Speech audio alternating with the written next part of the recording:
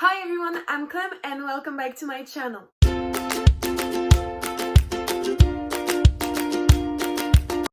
Today I'm going to be sharing with you the different books I've read during the month of March. So the first book I've read this month was actually my audiobook for the month, and it was A Very Large Expanse of Sea by Tara Murphy. This was the first book I've read by Tara Murphy, and I can say that I pretty much like her writing style. It seems so natural but also so effortless that it's really enjoyable to read it. In this story, you're following Shirin, and she lives near New York, I think. I think the city is not said, but still, the most important thing is that it's happening just after the terrorist attack of the 9/11, and Shirin is a Muslim girl and she wears an hijab.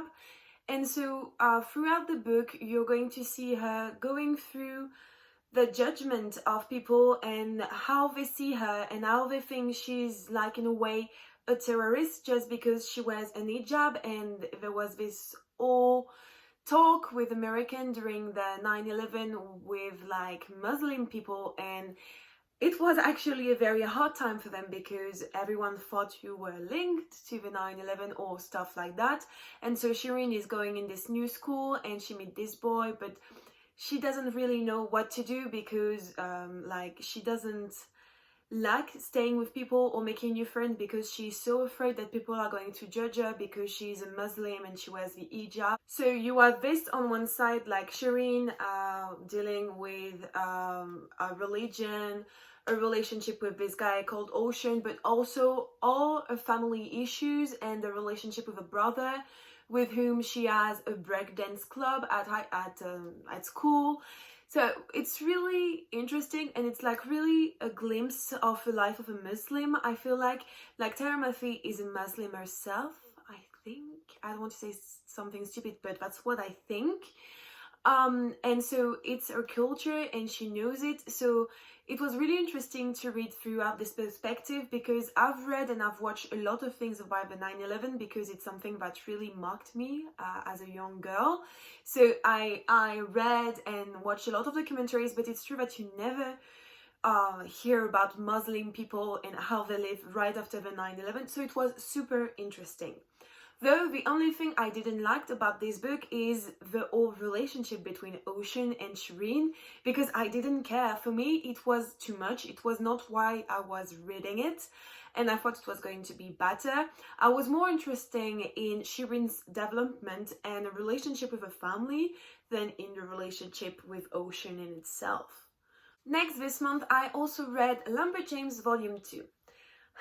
I feel like the more I will read this series, the more it will get weirder, because I can't classify this series, because every time I read it, every time I go through the book, something strange happens and you're like, okay, so this is sci-fi, oh no, this is fantasy, oh no, this is something else, and you're like, what is this book? I love it, okay? I loved it. I gave it, I think, 4 out of 5 stars. But in this one, they added something that was really weird and I didn't expect it, but it was good. So if you don't want to be spoiled, then go away until I don't have Lumberjanes in the end. So in this book, you learn that actually all the supernatural stuff and dragons, dinosaurs, three eyes ravens, and all the camp of like zombie boys, it's actually because Artemis and Apollo are in the two camps. Okay, Artemis in the camps of girls and Apollo is in the camp of boys, and they're fighting to get this magical power, like from God, like from Zeus. And you're like, why are they Greek gods? It's really great. Okay, I love Greek mythology, so I'm always happy when I see Greek gods, but here I didn't expect that. I thought it was going to be some sort of quest, like fantasy quest, but Greek mythology happened. It makes things weird, but good. And the ending of this one was intense. Yes, I still need to read the rest, because at the end you have like, what's happening? And then it's the end and you don't know what will happen, except if you buy the rest. And since of the situation, I can't buy the rest of the series, so I will have to wait. But it was still very good, still very enjoyable, a bit surprising, but good. So if you want to try it, you should try it because it's something. Next, I've read the 11th book in a series of unfortunate events by Lemony Snicket, so The Green Grotto.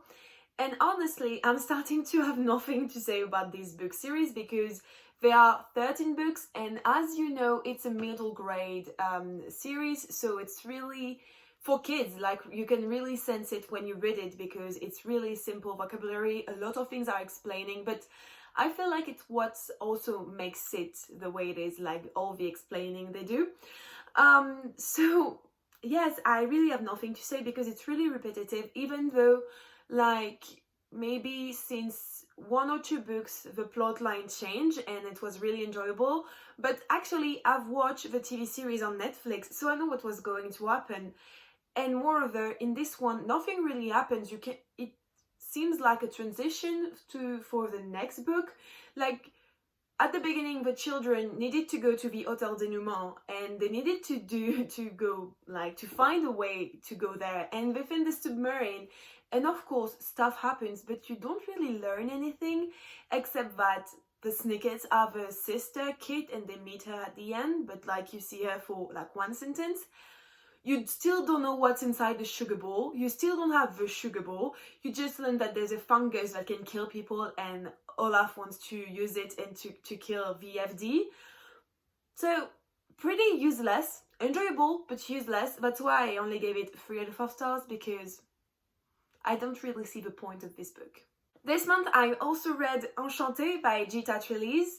This was the book of the month on my book club at Shakespeare & Co in Paris, and this was a huge disappointment. I had high hopes for this book, okay? It was about magic and French Revolution, 2 things I love. And in this book you're following Camille, and Camille can do magic, but when you read what the book is about, you don't really know what kind of magic. And it says that she's going to use magic to go to Versailles in order to earn money or to do stuff.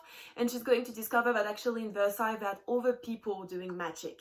So I was pumped. But actually, there's no magic and there's no French Revolution. It was really boring. I can't say boring because I enjoyed it, but it was not at all what I thought it was going to be. Okay, so first, there is no magic. Actually, there is magic, but not what I expected.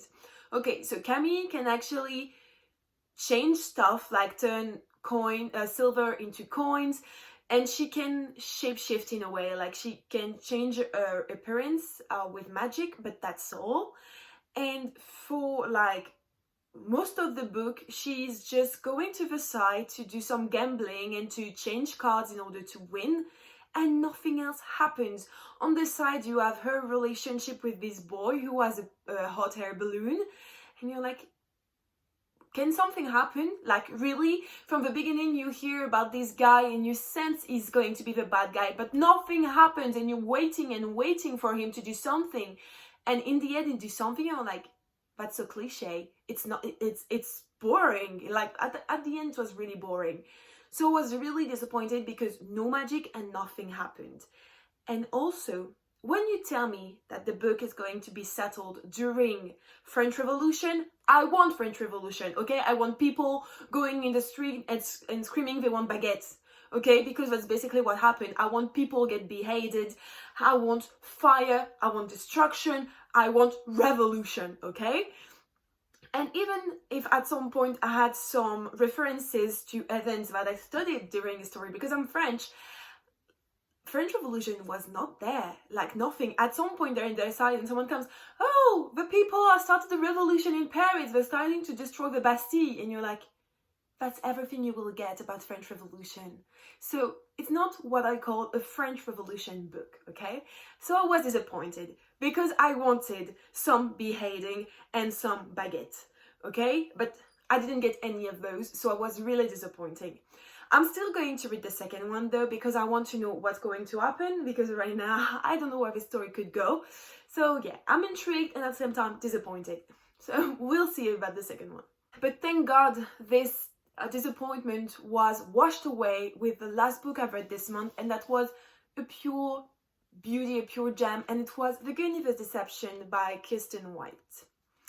This book is going to be one of my favorite books of the year. I'm so sure of it. It was amazing. I gave it 5 out of 5 stars. So this book is a retelling of the Arthurian legend, so the King Arthur, Excalibur, Camelot, and Guinevere. Except in this one, Guinevere is not Guinevere, she's a changeling and the daughter of Merlin. Yes, freaking Merlin.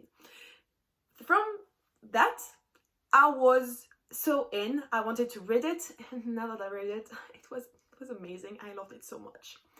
So Guinevere is actually sent to be the wife of Arthur in order to protect him, like because Merlin and Arthur thinks a threat is going to come to Camelot and try to kill Arthur, and everyone thinks it's the Dark Queen who was destroyed a few years back, and she's like the queen of fairies and she can control trees, animals, water, and everything. So Guinevere is sent there believing that she's the protector of Camelot and of Arthur, but actually she's not, and it's something you're going to discover in the book. Okay, like what she thought might not be all true, and that's what I love, because all those revelation about Guinevere and her family and her past and her life really built her as a character, and I loved it because Guinevere is an amazing character, so believable and so cute, and I loved it.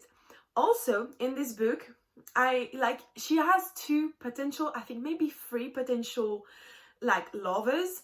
So she has Arthur and she also has another one, and I wanted both to be together. Like I wanted her to go with Arthur but also with the other one. Every time they were talking I was like, oh my gosh, I was swooning so bad. So I loved it very much. At some point you have the character of Lancelot who arrives, and there's a huge revelation about this character, and it left me speechless. I was so happy with the revelation. Amazing. Okay, I know I'm saying too much if you want to read it, but I can't shut up about this book because it was way too good. Way too good. I can't wait to pick the second one, and I think it's coming out in November.